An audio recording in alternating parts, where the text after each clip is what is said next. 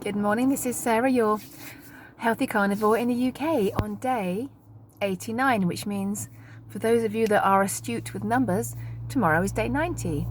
I don't know whether you can call it 3 months because I started on a Monday and tomorrow is a Saturday. But 90 months is 90 months. That's going to happen one day. 90 days is a decent number in my book, and I think it's a decent number in most people's book. And for the people that have never tried carnivore because they refused to, they've heard about it and refused, 90 days is a really lot of days. Today, I was going to talk about a t-shirt that I'd seen on someone a few years ago that said, I run so that I can eat cake. My opinion on that is a bit kind of, no, it's all of the no. And I know what Dr. Elizabeth Bright would say about that kind of t-shirt. But I'm going to leave that to the end because this topic now kind of changed into, I just thought of a quote that I've heard in the past. Now, I can't remember the exact wording but it goes along the lines of, make time for your wellness. Make time for your wellness, or you'll be forced to make time for your illness. Now, I do still have a little bit of a detox thing going on. So technically you could say, well, she's got a bit of illness. Yeah, it's only a bit of a detox thing. A bit of a coldy. Is it viral? Is it detox? Is it my body just having a clear out? Doesn't really matter what it is, but it's not going to be here for much longer. And I'm not worried about it in the slightest. When I'm talking about illness, I'm talking about being properly ill. The sort of illnesses that frighten people. I was going to get controversial then, but I'm not going there. I'm not going to talk about the sniffles in 2020 that frighten people, but that does prove the power of the media. The media are your worst enemy. All I'm saying. Moving on now from that. Making time for your wellness instead of making time for your illness. Now, many people don't even realize the source of their illness.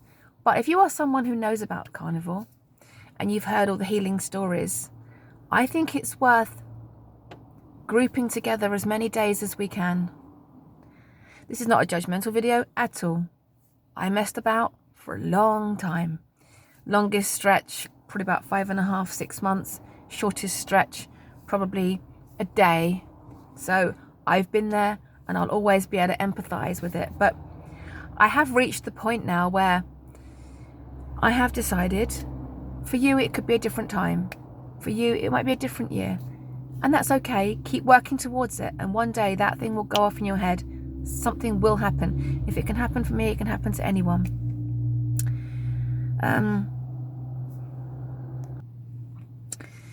But some of you have said, let's look, Sarah, go and have a look back at your old videos that you did sort of 60, 65, 70 days ago and see how your face has changed. And if I'm completely honest, I can't really see a great deal of change. I know change is coming, but I can't really see it. But the main change is in my tone, my voice, the things I was saying. I can't even watch those videos now. I can and I can't. I can't because they make me feel sad, but I can because they then drive me on because I don't want to be that person ever again. I don't want to be in that state ever again. I had a lovely comment from one of my viewers. I am 99% sure it's Tanya. If it's you, thank you. If it's someone else, I'm so sorry I got the wrong person. But it was a couple of weeks ago and I can't remember which video it came from, but it was something along the lines of, I really want you to do it this time, Sarah, because I can't bear to see you struggling anymore. It's a really powerful comment, and it's a comment I'm thinking about every couple of days, thinking, I can't bear to see me struggling anymore. I can't bear to be that person. I can't watch the videos that I made when I was imperfect carnivore. It would probably be wise for me to do so, but I find it very painful to do so because it's the... I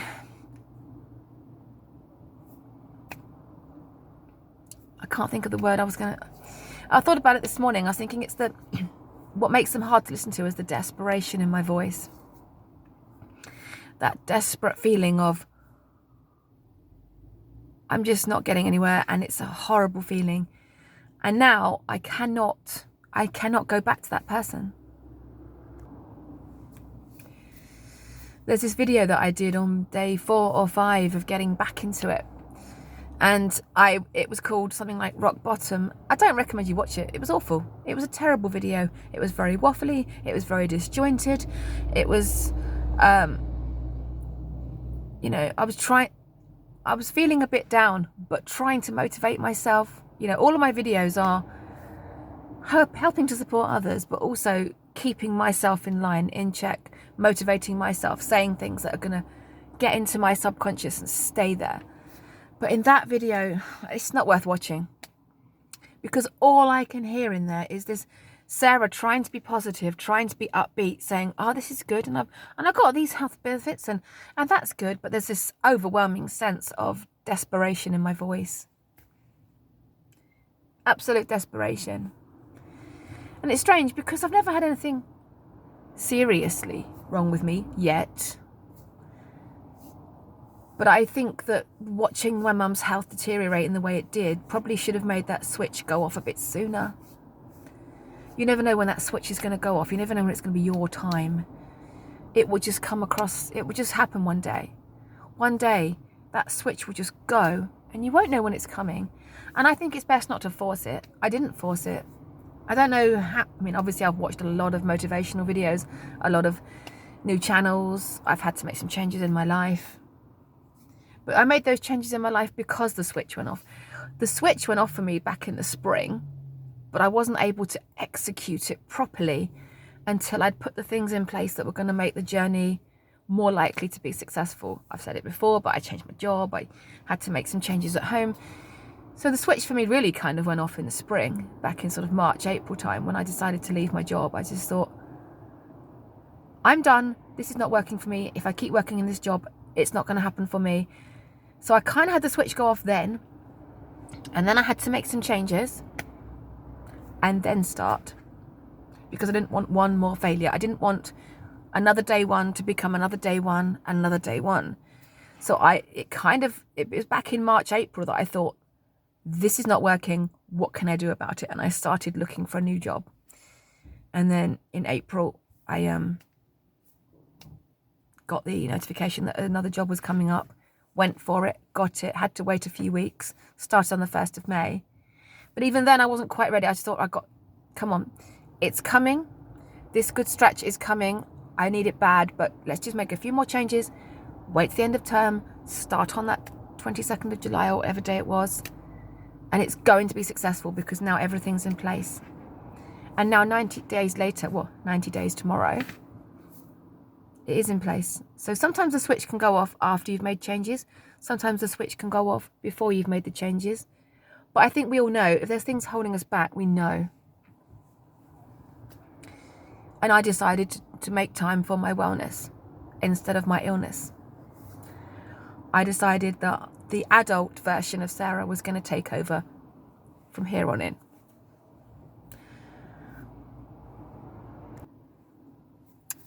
We have various personalities in our head going on at the same time, don't we? And quite often in our heads, as it turns out, if you're someone that's struggling to get going, chances are you've got a conversation in your head that's a bit of a battle between adult and child. The adult saying, Sarah, you're going carnivore. You are going carnivore. You need to do it. You know why. You know what the right thing to do is. Get on with it. The 5-year-old Sarah on the other side of the brain is going, oh, am I never going to eat my favourite treat again? Am I going to have to call it quits on my social life for the next 6, 12, 18 months?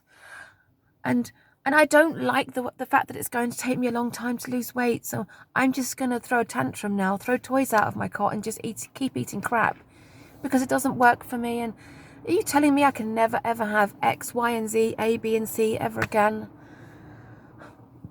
And the adult voice is going, come on, let's do some carnivore for a bit.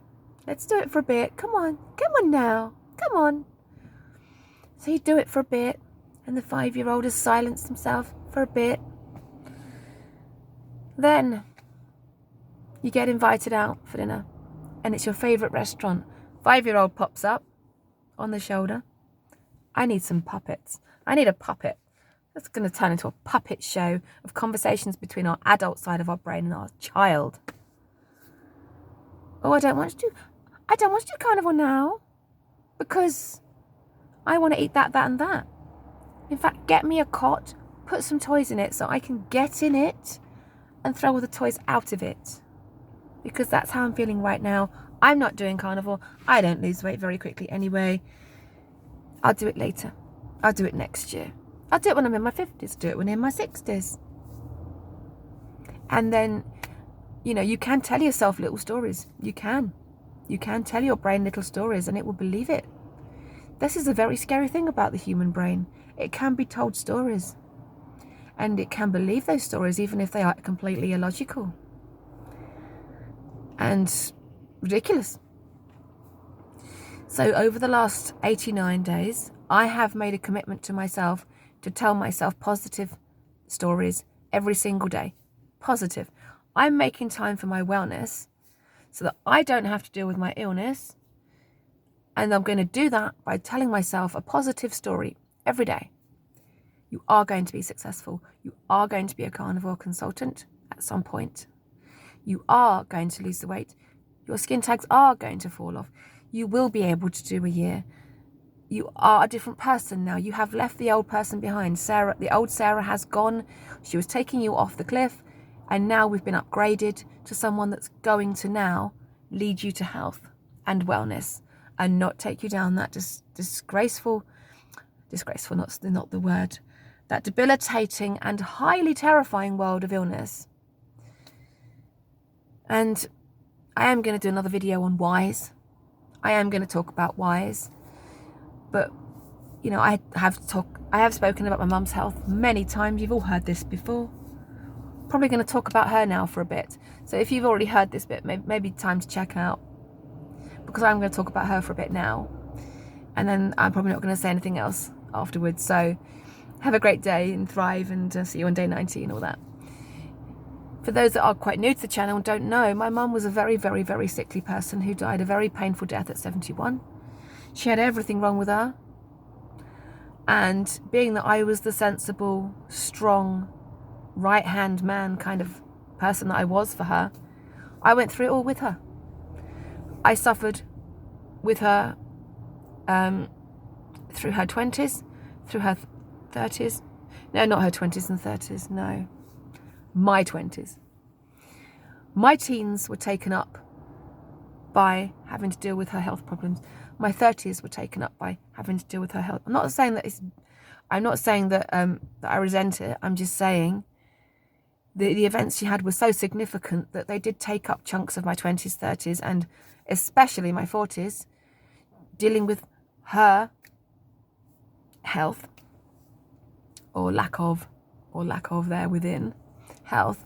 And the only upside to all of that is it made me stronger and also made me think, I'm not going down that path. I am not going down the path where I am in full faith of doctors. I saw things happening to her that made me think, why are you not making the link? Why are you not connecting up that side effect with that medication and that problem with that? And why are you using excuses to do this, this and this? And she saw me do carnivore quite a lot. And I used to discreetly drop seeds. I found the carnivore diet 7.5 years before she passed away, I think, roughly. And she knew that, because I used to try and drop seeds, try and plant seeds. I don't think the way that you're eating is that wise. Mum, guess what? Guess what happened to me? I did this and that happened, and I tried this and this amazing thing happened. Nothing going in. And I think after all that, she did realise that the way she was eating was probably not helping. But by that point, it was too late. By that point, she was so entrenched in her addiction. Her life had got so bad that the eating of those foods was her only pleasure. We've heard this before, right? There are people that have their addictions as their only pleasure. And so they're saying, they're not kind of imagining that by giving that up, their life's going to be better. They're just saying their life being worse. I'm probably still not going to have full health, and now I can't enjoy these foods on top of it. What are you insane? What I can't have this. I can't have that. And I'm probably still going to have a whole host of health problems, and now I'm not having my favourite treats either. And that's the state that she was in, and she got very, very, very angry with me when I talked about keto with her. When she was first diagnosed with her cancer, she'd kept it a long time from me. She already had suspected she had cancer for a whole year before telling anyone, even the doctor, even anyone. She kept it within her as a secret for a year. So by the time she was really, really fully accepting that she was sick, her cancer had very much advanced.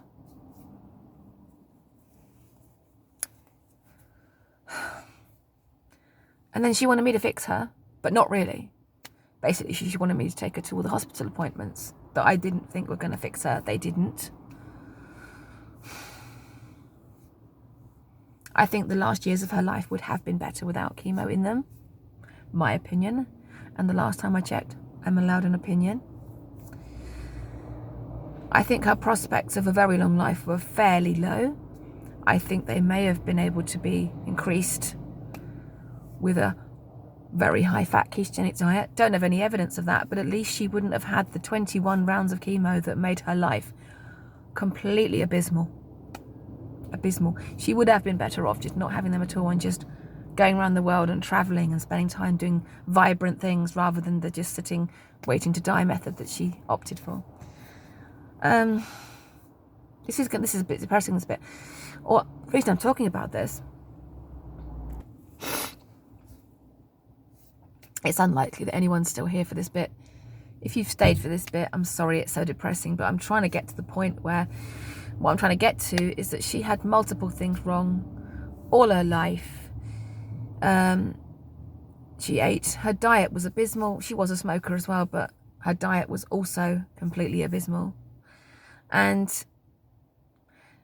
so she didn't make time. She always had her fingers crossed. The doctors had always been able to fix her. Oh, something's gone wrong with my body. That's okay. It's just going to get taken out. I'll just have surgery, have that bit removed, carry on. I might need medication, but that's completely fine. I trust the doctors. Let's have that body part taken out. Then we're going to go on that medication. And then we're just going to carry on with our life, not changing anything. Oh, now we need another bit replaced. Now we're going to have the thyroid out. She had the hysterectomy, then she had the thyroid, then she had the hip replaced, then we had the cancer with the bowel resection, and we had all sorts of things. And everything required drugs. Everything required unnatural things for her body moving forwards. Everything had a side effect. And I feel as though, but she was terrified. She put on a brave face, but everything she went through was hideous and terrifying.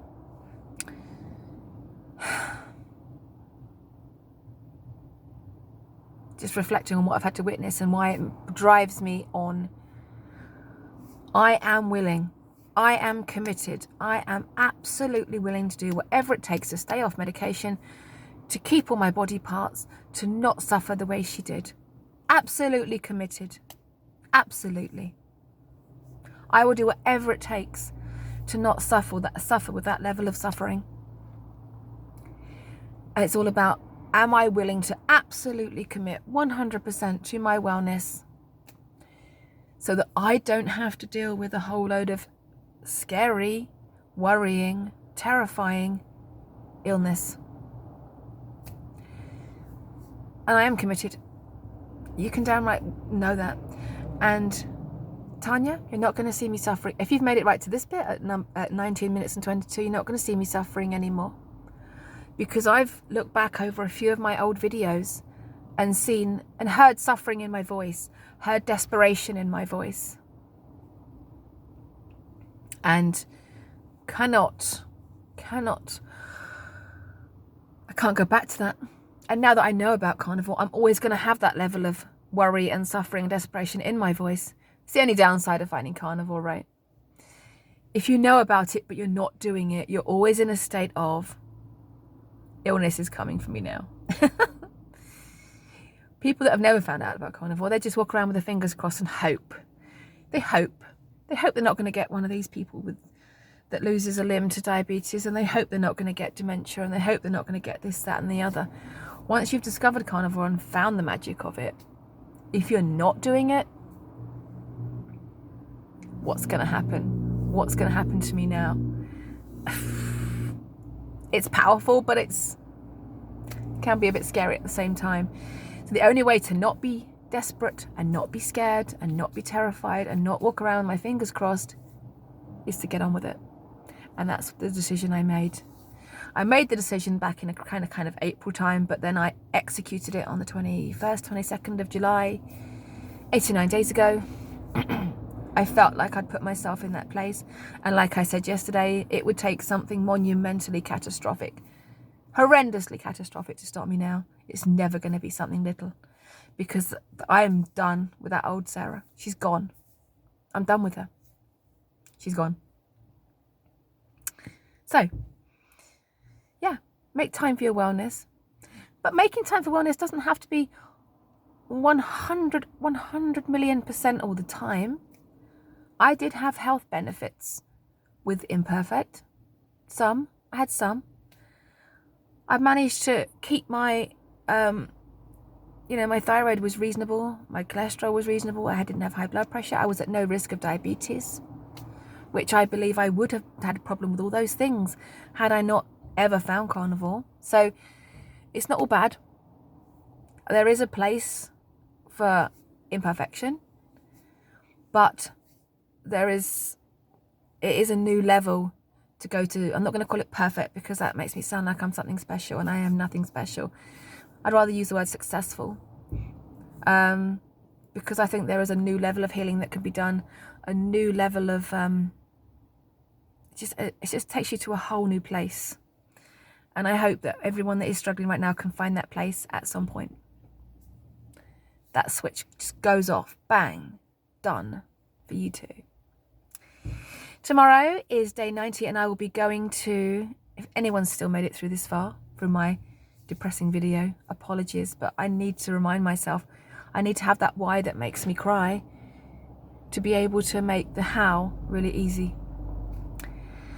Tomorrow is day 90. I've got to try and remember to go and pick up my high-fat mince that I've ordered from my local butcher.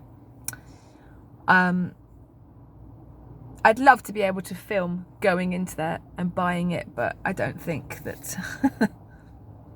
Though I have dreamt of working in that butcher shop ever since.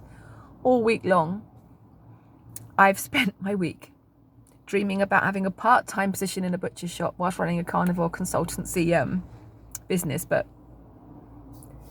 maybe that's for the future. I'm looking into it. So I'd invite you to have an amazing day. We've had a yellow warning of fog. I can't see any fog, but they've put it out there. Watch out, people. People of the UK, we've got a yellow warning of fog. Be careful out there. When the sun comes out, enjoy it. Eat your meat, drink the water, and I will see you tomorrow on day 90. I think there's going to be a party. I might have to do 2 videos, one about the fatty ground beef and one about the day 90. You have an amazing day, whatever you're doing, and whatever you do, thrive. And take some time out to think about your wellness. Because without health, we've got nothing. Okay, I'll see you tomorrow, and thank you so much for watching. Bye.